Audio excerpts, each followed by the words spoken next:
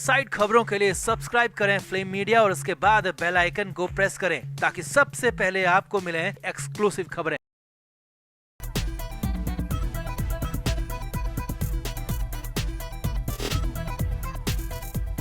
महाराष्ट्र की सियासत से जुड़ी बड़ी और नई खबर है। हालात यह है कि केंद्रीय मंत्री और बीजेपी के बड़े नेता नारायण राणे ने साफ कह दिया है कि वो बीजेपी में आकर फंस गए, अटक गए और ये सब कुछ हुआ तब जबकि वो संजय राउत को, उद्धव ठाकरे को, शिवसेना को खूब सुना रहे थे, तीखा हमला कर रहे थे। लेकिन इसी दौरान नारायण राणे ने कुछ ऐसा कह दिया, कुछ ऐसा बोल दिया जिससे खासा सियासी बवाल हो गया, क्योंकि राणे ने यहाँ तक बोल दिया कि वो बीजेपी में आकर फंस गए हैं। तो क्या हुआ है, ऐसा क्यों हो गया, ऐसा क्या है, पूरी कहानी सब कुछ आपको बताते हैं और दिखाते हैं। आप भी इस वीडियो को शेयर करें और कमेंट बॉक्स में अपनी राय जरूर दें। हमारे व्लॉग चैनल नीतू की पलटन का नया व्लॉग आ गया है, उसे जरूर देखें, जिसके लिए लिंक डिस्क्रिप्शन में दिया है। लाइक, शेयर और सब्सक्राइब भी करें।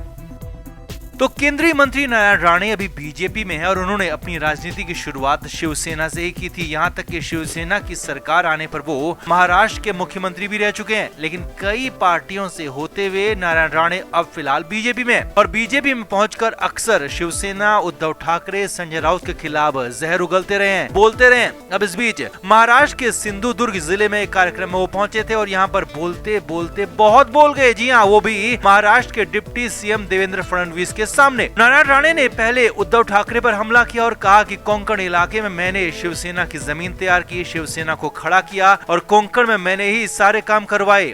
और जब महाराष्ट्र में उद्धव ठाकरे की सरकार बनी, वो मुख्यमंत्री बने, तो उन्होंने कोंकण के सारे प्रोजेक्ट छीन लिए। जी हाँ, यहाँ तक कि एयरपोर्ट का काम भी रोक दिया गया। और यहीं पर नारायण राणे ने संजय राउत पर भी हमला किया और कहा कि संजय राउत के साथ मिलकर उद्धव ठाकरे ने शिवसेना को बर्बाद कर दिया और हम तो बीजेपी में आकर फंस गए हैं। जी हाँ, बोलते बोलते उद्धव ठाकरे पर हमला करते करते, संजय राउत पर कुछ उल्टा कहते कहते नारायण राणे ने यहाँ पर कह दिया कि वो बीजेपी में आकर फंस गए हैं, स्टक हो गए हैं। हालात ये हैं कि वो बोल ही नहीं पाते। जी हाँ, नारायण राणे ने कहा कि हम तो बोलने वाले लोग हैं, तीखा बोलने वाले लोग हैं, लेकिन हमको यहाँ चुप रहना पड़ता है क्योंकि बीजेपी में ऐसे ही चलता है। यहाँ पर सभी बोल नहीं सकते और इसीलिए हमें भी चुप रहना पड़ता है और इसीलिए मैं भी चुप हूँ।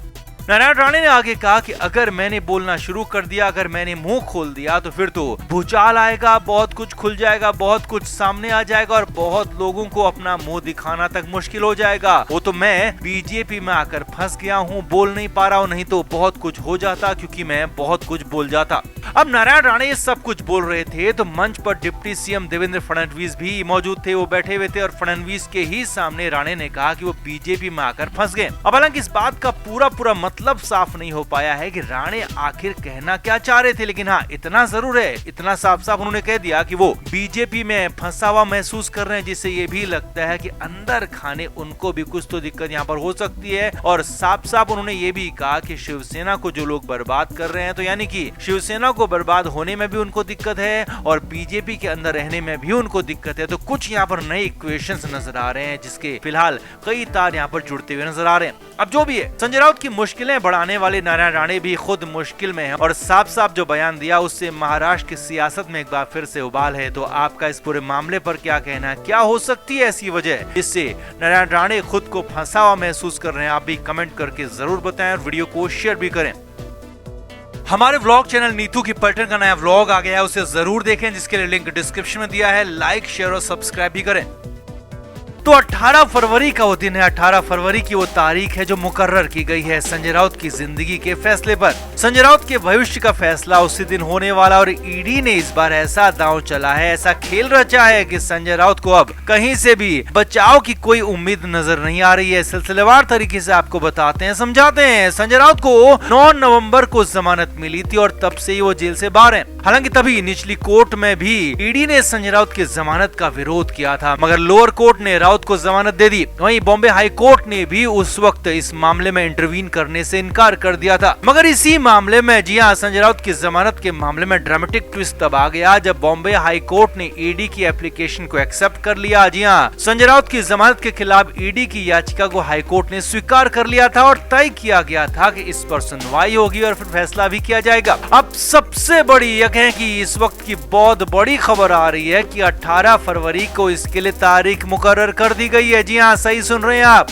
बॉम्बे हाई कोर्ट में सुनवाई के लिए 18 तारीख को तय किया गया। आज से ठीक 2 हफ्ते बाद संजय राउत की जमानत को रद्द करने की याचिका पर सुनवाई होगी। सुनवाई क्या होगी, उसी दिन फैसला भी आ सकता है। आगे देखिए, 18 फरवरी को संजय राउत की जमानत को रद्द करने की सुनवाई होगी। तो इस बार ईडी ने पुख्ता तैयारी कर ली है। ईडी सूत्रों का कहना है कि जो सबूत, जो गवाह वो ट्रायल में पेश करने वाले थे, जिनको केस चलाने के दौरान लाया जाना था, तो वो ईडी ने अब तय किया है कि इसी बार यानी कि जमानत को रद्द करने वाली सुनवाई के दौरान ही बॉम्बे हाई कोर्ट में पेश किए जाएंगे। और ईडी सूत्रों के मुताबिक ये इतने पुख्ता सबूत हैं, इतने पुख्ता गवाह हैं कि संजय राउत को भी पता है कि उनके हालात खराब हो सकते हैं। जी हाँ, ये बहुत बड़ा दांव यहाँ पर ईडी ने खेला है, बहुत बड़ी चाल यहाँ पर ईडी ने आगे बढ़कर चली है। और इसमें यहाँ पर संजय राउत के हालात खराब हो सकते हैं। और इसीलिए राउत को भी पता है कि उनका खेल इस बार खत्म हो सकता है। इसीलिए तो उनके घर पर मरघट सा सन्नाटा छाया हुआ है। कार्यकर्ताओं की जो भीड़ नजर आती थी वो दूर दूर तक कहीं दिख नहीं रही है। जी हाँ, सूत्रों के मुताबिक हालांकि संजय राउत के घर पर वकीलों की फौज जरूर पहुंच रही है, वकीलों के साथ मंत्रणा चल रही है, क्योंकि इस बार मामला बहुत आगे बढ़ चुका है और इस बार राउत को राहत की उम्मीद दिख नहीं रही है। इसीलिए तो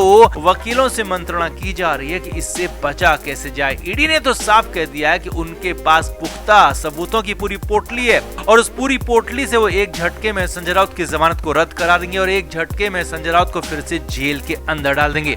अब यहाँ पर समझिए, अब अगर बॉम्बे हाई कोर्ट में संजय राउत की जमानत रद्द होती है तो फिर तुरंत ही संजय राउत को सरेंडर करना होगा। और अगर राउत सरेंडर नहीं करते हैं तो उन्हें गिरफ्तार किया जाएगा और सीधे ही उन्हें फिर से मुंबई की ऑर्थो रोड जेल में पहुंचा दिया जाएगा। और इस बार जमानत रद्द होती है तो इसका बहुत बड़ा असर होगा, इम्पैक्ट होगा, क्योंकि हाई कोर्ट से ये जमानत रद्द होगी तो फिर वापस से बॉम्बे हाई कोर्ट से ही जमानत मिलने की संभावना भी बेहद कम होगी और मामला सुप्रीम कोर्ट तक पहुंचेगा। और सुप्रीम कोर्ट से जमानत मिलना संजय राउत क्या किसी के लिए भी आसान नहीं है। यानी कि करीब करीब अगले लंबे समय या कहें कि कम से कम 1 साल तक तो संजय राउत फंस ही जाएंगे, बुरी तरह से स्टक हो जाएंगे, जेल के अंदर ही उनको रहना पड़ सकता है अगले लंबे समय तक। तो कुल मिलाकर 2 हफ्ते का काउंटडाउन यहाँ पर बेहद खतरनाक है संजय राउत के लिए और 18 फरवरी का दिन संजय राउत के लिए, उनकी जिंदगी के लिए कयामत ला सकता है। तो आपका क्या मानना है, क्या वाकई संजय राउत अब की बार फंस जाएंगे? ईडी के सबूतों में, गवाहों में क्या इतना दम है कि वो संजय राउत को फिर से जेल के अंदर डाल देंगे? आपका क्या मानना है कमेंट बॉक्स में आप जरूर बताएं, वीडियो को शेयर भी करें।